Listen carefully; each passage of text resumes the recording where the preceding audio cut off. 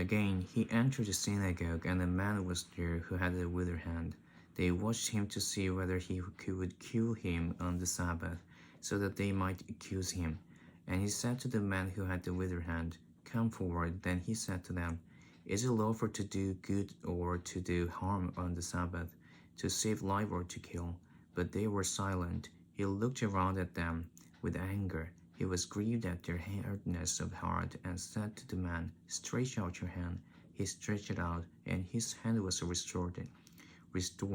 The Pharisees went out and immediately conspired with the Herodians against him, how to destroy him.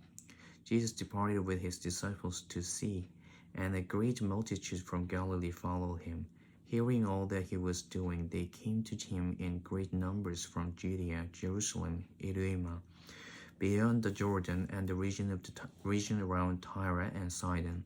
He told his disciples to have a boat ready for him because of the crowd, so that they would not crush him, for he had cured many, so that all who had diseases pressed upon him to touch him. Whenever the unclean spirits saw him, they fell down before him and shouted, "You are the Son of God." But he sternly ordered them not to make him known. He went up the mountain and called to him those whom he wanted, and they came to him. And he appointed 12, whom he also named apostles, to be with him, and to be sent out to proclaim the message, and to have authority to cast out demons. So he appointed the 12, Simon, to whom he gave the name Peter, James son of Zebedee, and John the brothers of James, to whom he gave the names Boanerges, that is son of thunder, and Andrew, and Philip, and Bartholomew, and Matthew, and Thomas, and James son of Alphaeus, and Thaddeus, and Simon the Canaanian, and Judas Iscariot, who betrayed him.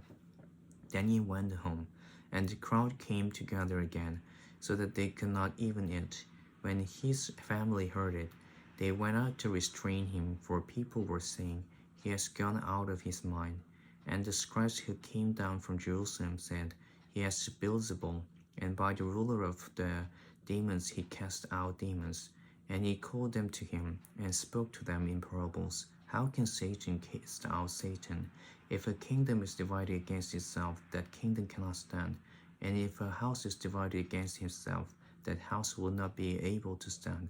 And if Satan has risen up against himself and is divided, he cannot stand, but his end has come. But no one can enter a strong man's house and plunder his property without first tying up the strong man. Then indeed the house can be plundered. Truly I tell you, people will be forgiven for their sins, and whatever blasphemies they utter. But whoever blasphemes against the Holy Spirit can never have forgiveness, but is guilty of an eternal sin.